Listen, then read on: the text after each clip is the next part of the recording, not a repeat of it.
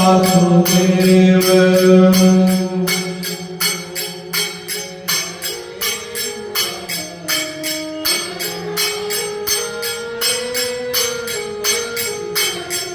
श्री राधा कृष्ण गोविंद हरे मुरारी, हे नाथ नारायण वासुदेव।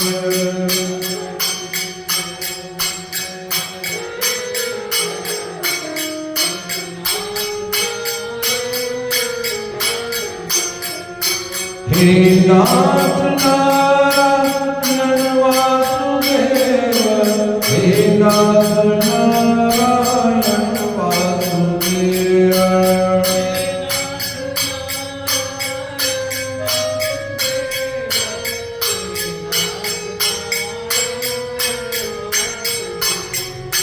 श्री कृष्ण गोविंद हरे मुरारी, हे नाथ नारायण वासुदेव।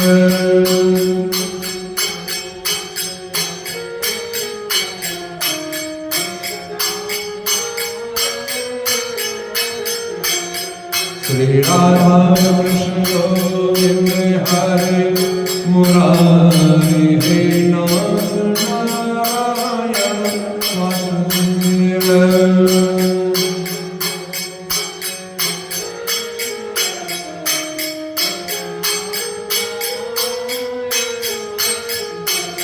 बोलो वृंदावन बिहारी लाल की जय। गजाननं भूतगणादिसेवितं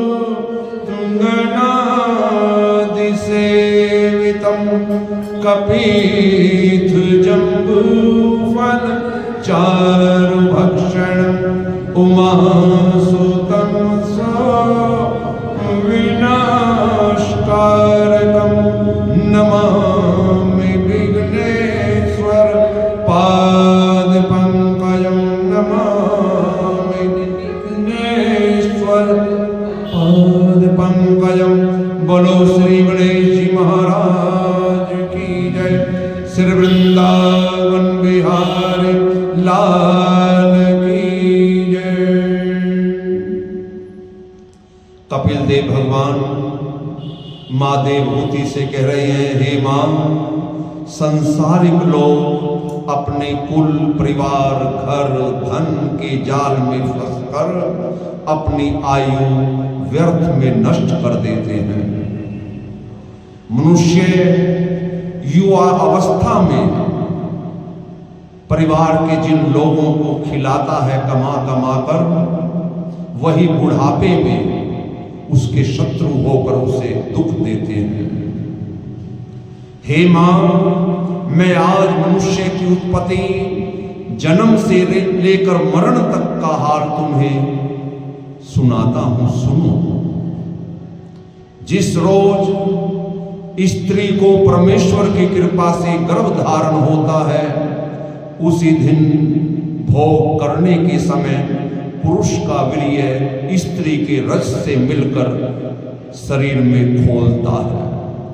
5वें दिन इसमें बुलबुले के समान कुछ आकार बनता है और 10वें दिन ये बेर के समान एक गांठ में बंध जाता है। 15वें दिन वो गांठ मांस का पिंड होकर कुछ लंबा और कुछ गोल जैसा आकार उसका बन जाता है।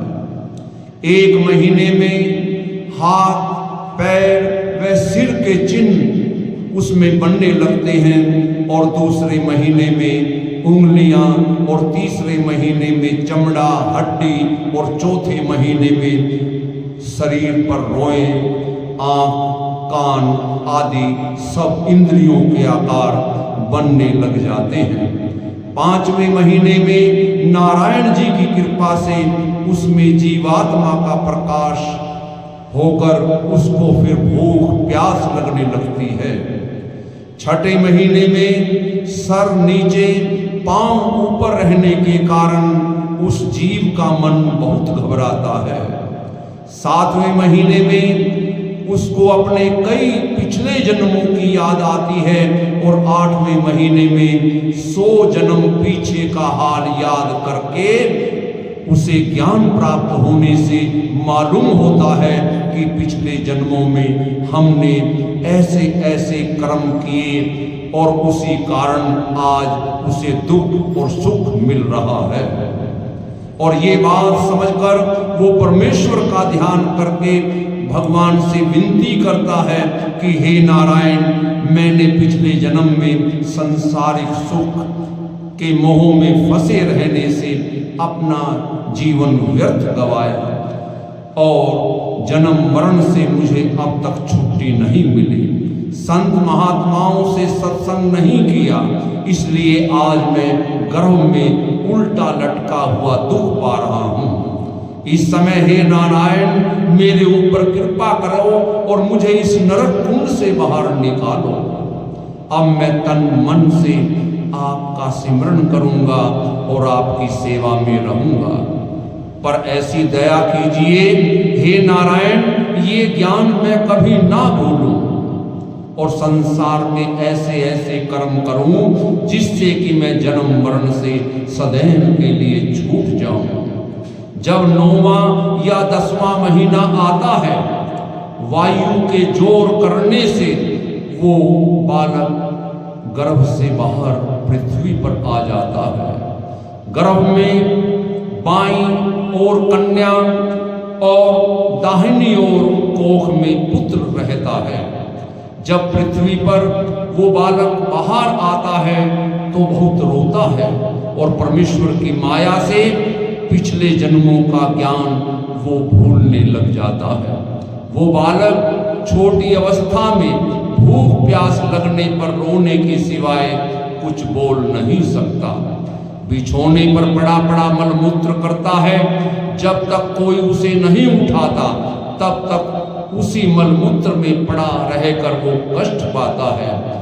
उसके माता पिता मलमूत्र को धोते हैं, उसे गोद में लेकर बड़े प्रसन्न होते हैं और जब उस अवस्था में वो धीरे धीरे सियाना होकर 5 वर्ष की अवस्था तक पहुंचता है, तब उसके माता पिता विद्या पढ़ने के लिए उसे विद्यालय में गुरु को सौंप देते हैं। वहाँ विद्या सीखने के समय उसे मारा पीटा जाता है, इच्छा पूर्वक खेलने नहीं पाता और जब इस तरह वो 16 वर्ष की अवस्था में तरुण हो जाता है तब उसे अच्छे अच्छे भोजन वस्त्र पहनने पर अभिमान, मन में काम क्रोध मोह उसे अपनी ओर खींचते हैं। दूसरे किसी को वो अपने बराबर कुछ नहीं समझता। अगर वो कंगाल घर में उत्पन्न हुआ है तो दूसरों के अच्छे गहने वस्त्र पहने देखकर उसके मन में डहा उत्पन्न होती है और इस प्रकार से जब उस बालक विवाह के योग्य हो जाता है, विवाह के उपरांत घर में स्त्री आने पर कमाने खाने की चिंता में दिन रात वो व्याकुल और व्यस्त रहता है और अपना जन्म व्यर्थ ही गवाता रहता है। जो मनुष्य पहले जन्म में जिसने कुछ दान धर्म किया हुआ होता है वो मनुष्य अच्छे कुल में जन्म लेकर आनंद से जीवन बिताता है और जिसने अपने प्रारब्ध में पिछले जन्म में कोई सत्कर्म नहीं किया वो कंगाल होकर 8 पहर अपने पेट भरने की चिंता में दुख उठाता है। और जब उस बालक को आगे बाल गोपाल उत्पन्न हो जाते हैं तब वो उनकी प्रीति में फंसकर अनेक तरह से झूठ सत्य बोलकर कमाई करके उन अपने बालकों का पेट भरता है। जब तक सामर्थ्य रहती है तब तक वो स्त्री और अपने बालकों को अपना समझकर उनके लिए अनेकों दुख उठाता है। अपने परिवार में अगर किसी की मृत्यु हो जाए तो वो इतना रोता है जिसका वर्णन नहीं हो सकता। अपनी स्त्री से इतना स्नेह रखता है कि वो अपने माता पिता को कठोर वचन कहकर उन्हें दुख देने में भी अपने परलोक की चिंता नहीं रखता। मनुष्य इस स्त्री पुत्र के मोह में फंसकर जितना नष्ट होता है, वैसा कोई कर्म उसका परलोक बिगाड़ने वाला नहीं होता। इसलिए जो मनुष्य अपना भला चाहे तो उसे धर्मशास्त्र के अनुसार ये ज्ञान अवश्य रखना चाहिए कि मैंने इस आवागमन से छूटना है। और जब वो व्यक्ति तरुणाई जवानी बिताकर बुढ़ापे में आता है, तब आंखों से उसे कम दिखलाई देता है, कानों से कम सुनता है, कमाई करने की सामर्थ्य नहीं रहती, तब वो घर में पड़ा पड़ा लंबी श्वास लेता हुआ पछताता है और मन ही मन कहता है कि अब मेरे इन बालकों को किस तरह मैं इनका पालन पोषण करूं। अगर कंगाल है तो उस समय उसे खाने पहनने के लिए बड़ा दुख उठाना पड़ता है। जिसके बेटे अगर कमाई करने वाले हो जाते हैं तो वो बेटे अपनी स्त्री सहित उस बूढ़े को शत्रु के समान फिर समझने लग जाते हैं। और उस अवस्था में वो बूढ़ा अपने काम के लिए अगर घर में किसी को कुछ कहता है, तब उसकी बात को सुनकर बदले में दुर्वचन ही कहे जाते हैं। उस समय वो मन ही मन बड़ा खेद करता है और विचार करता है कि अब मैं बूढ़ा हो गया हूँ, कमाने के योग्य नहीं रहा, इसलिए आज ये लोग मेरा निरादर कर रहे हैं। जिनको मैंने जन्म भर जिनका पालन पोषण किया, खाने पीने की मैंने चिंता रखी, आज ये मुझे बूढ़ा बैल की तरह इन्होंने मुझे त्याग दिया है। हे मां, कपिल देव भगवान कह रहे हैं, उस समय वो बूढ़ा व्यक्ति ये सब दुख देखकर परमेश्वर से अपनी मृत्यु मांगता है, पर आयु संपूर्ण हुए बिना मृत्यु नहीं आती। उसके बेटे पोते स्वयं पहले भोजन करते हैं और फिर पीछे से भिक्षुक की तरह उसे खाने के लिए कुछ ना कुछ भोजन आदि देते हैं। बुढ़ापे में अगर उसे कोई रोग आदि हो जाए तो घर वाले मनुष्य उसकी ठीक से सेवा भी नहीं करते। 2 घड़ी उसके पास बैठने का कोई भी समय नहीं निकालता और वो बेचारा अकेला पड़ा रहता है। और जब किसी से कुछ भोजन पानी अपनी इच्छा अनुसार मांगता है तो वो जानबूझकर चुप रह जाते हैं और उसकी बात का कोई उत्तर नहीं देता, बल्कि बदले में दुर्वचन ही उसे सुनने पड़ते हैं। ये सब कष्ट उठाने के उपरांत वो परमात्मा से विनती करता है कि हे भगवान, मुझे उठा ले।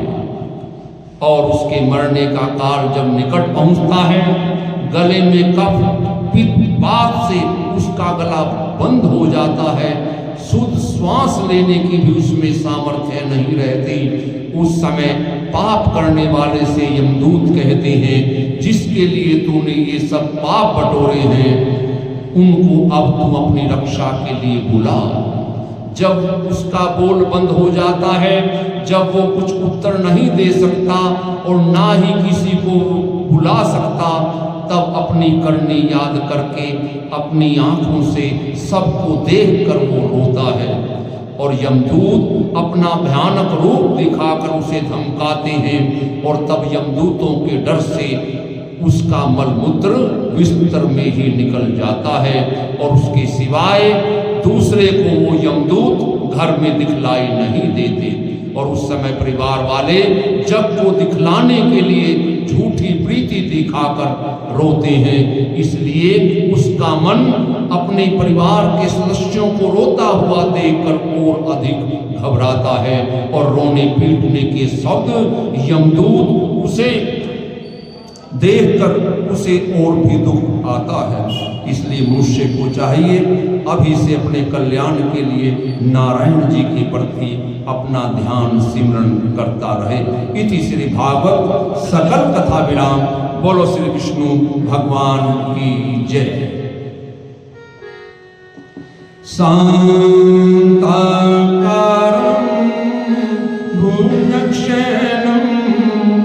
पद्मनाभं सुरेशं विश्वाधारं गगनसदृशं मेघवर्णं शुभांगं श्रीलक्ष्मीकान्तं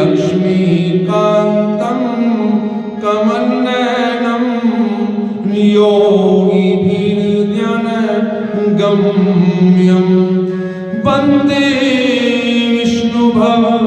भयहरं सर्वलोकैकनाथं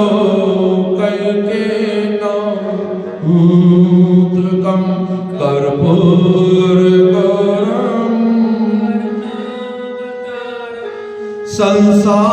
संसारसारं भुजगेन्द्रहारं सदा वसन्तं हृदयारविन्दे भवं भवानी सहितं नमामि भवं भवानी सहितं नमामि त्वमेव माता च पिता त्वमेव बन्धु च सखा त्वमेव विद्या दर्शनं त्वमेव सर्वं मम देव त्वमेव सर्वे भवन्तु सुखिनः सर्वे सन्तु निरामयाः सर्वे भद्राणि पश्यन्तु मा कश्चित् दुःखभाग् भवेत् की अधर्म का प्राणियों में विश्व का गौ हत्या सनातन धर्म की जय श्री सत्यनारायण स्वामी की जय हे माई सचिया देवचिया जोता वाली माता तेरी सदा ही जय श्रीमद्भागवत महापुराण की जय श्री सुखदेव जी महाराज की जय बोलो वीर बजरंगी हर हर हर महादेव शंभो श्री शंकर भगवान की जय जय जय श्री राधे श्याम जय जय श्री राधे श्याम जय जय श्री राधे श्याम ओम त्र्यंबकं यजामहे सुगन्धिं पुष्टिवर्धनम् उर्वारुकमिव बन्धनात्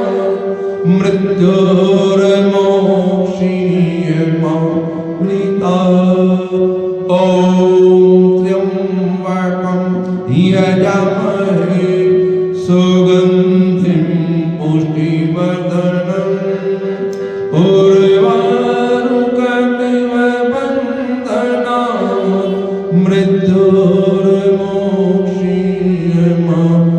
मृत्योर्मोक्षीयमामृतात् ॐ त्र्यंबकं यजामहे सुगन्धिं पुष्टिवर्धनम् उर्वारुकमिव बन्धनात् मृत्योर्मोक्षीयमामृतात्